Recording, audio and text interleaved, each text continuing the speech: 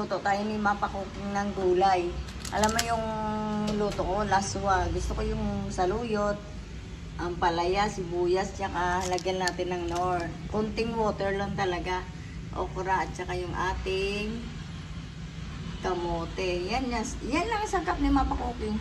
Italbog-talbog yan lang. O, sabayan natin ng tawilis.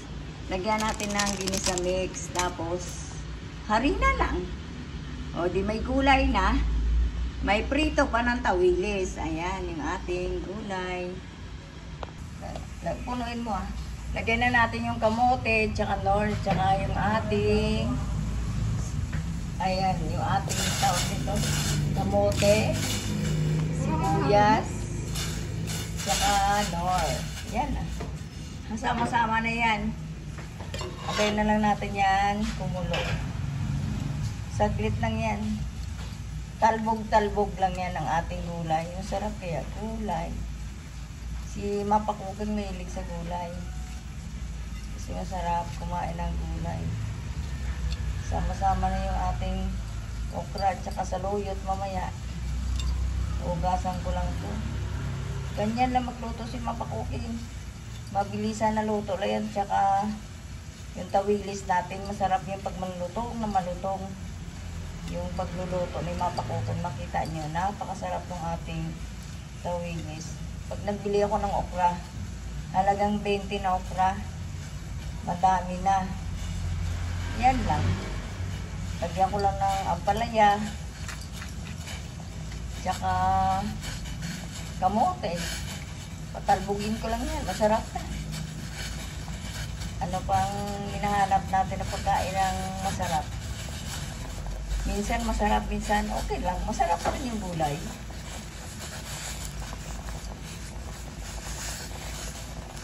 Ako kasi may hilig talaga ako sa gulay. Mga anak ko, hindi may hilig sa gulay. Tama nga pala pag nagkaedad ka na. Gusto mo ng gulay. Kaysa karne. Minsan may karne. Pero pagka nagluto ko ng baboy, siguro isang kurot lang. Mas pinipili ko pa yung gulay. Yung mga anak ko kasi hindi mahilig sa gulay. Kami lang talaga kumakain ng gulay. Ganyan. Sama-sama na to yung aking inihimay ko. Ang uti-uti talaga himayan ng ating saluyot. Balikan yung Mapa Cooking. Pulo ko naman. O, lagyan natin ng asin kasi parang kulang sa alat pa yung gulay ni Mapa Cooking. Yan, ganyan lang. Talbog lang talaga. Konting asin pa.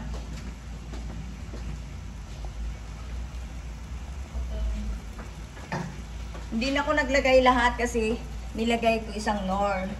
O sama-sama na yung ating okra at saka yung ating ampalaya at saka yung ating itawag nito, saluyot. O, ganyan lang. Talbog lang ni Mapa Cooking na to. Napakasarap na. Ganyan na magluto si Mapa Cooking. Mas maraming gulay. Mas masarap. Ayan, sili natin, diba? Masarap. Kahit wala nang sahog, nor lang lagay nyo. Paano na kayong kumain ng sarap na talaga na gulay. Kasi may hilig talaga ako si Mapa Cooking sa gulay. Kaya, nako. Dati hindi ako mahilig sa gulay. Kailangan mo na pala kumain ng gulay pag may edad ka na. Ito na ating laswang gulay ni Mapa Cooking. Hindi pa tapos at magagawa pa tayo ng yung tawilis na pinirito ni Mapa Cooking. Ayun, gagawin ni Mapa Cooking. Balikan natin. O, sabay natin yung ating tawilis. Alam mo ba ginagawa ko dito? Ginisa mix lang. Ang sarap-sarap na, tsaka yung harina natin. Halo lang, ganito. Hindi ko na nilalagyan ng asin. So, lagyan siguro ng konti. Ganyan lang, ginisa. Hindi ko may ubos yung ginisa. May laman pa to. Para ano lang siya. Malutong. Lagay mo nga, Day.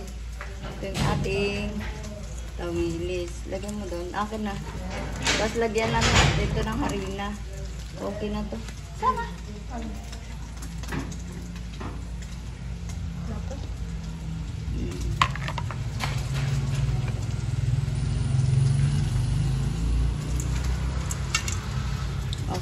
mantika natin, lalagyan natin ng haring. Lagyan natin ng oil.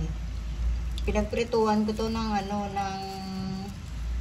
manok, isang beses ko pa lang pinagprituhan. Ulitin natin, tapos natapon na natin yan.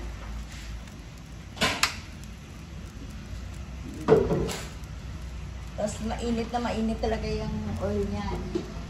Bago nyo ilagay yung ating tawilis. Yung tawilis ko, alam mo, inano ko lang sa harina to. Harina lang talaga. Parang masarap-sarap kasi nagawa ng ating tawilis.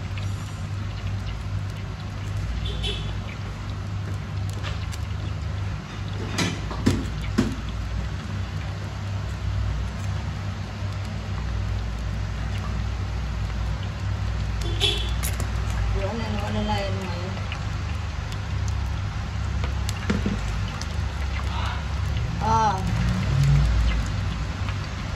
Alalayan mo ngayon.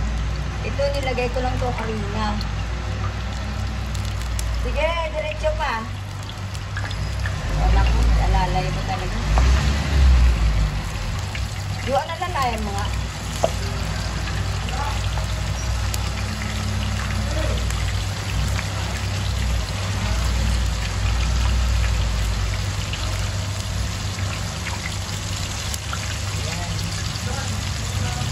Saw-saw ng harina.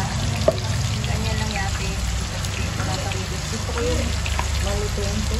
Pag nilalagay yan ito.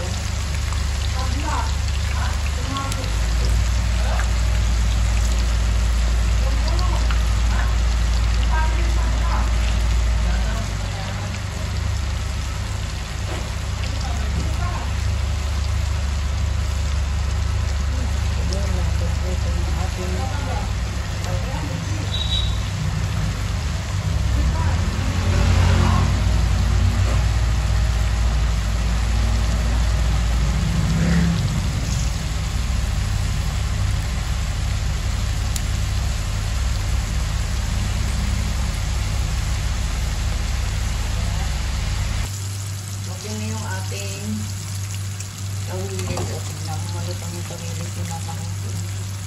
Ang ganda-ganda ng tawilis ni Mapa Cooking. Sasabayan natin yan ng yung aking pakbe. Ayun yung gulay kinakaswa. Luto na yung laswa ko. O luto na rin yung ating piniritong tawilis. O diba? Ipatik-tik ni Mapa Cooking yung ating tawilis. Pero malutong na to. Dahan-dahan talaga yung apoy. Para talagang malutong. Diba? Tiyaga talaga yung pag-piprito nito. Hindi ka magmamadali. Tapos tahan-dahan lang yung apoy. Sa lumutang siya, oh. Ibig sabihin, luto na pag lumutang.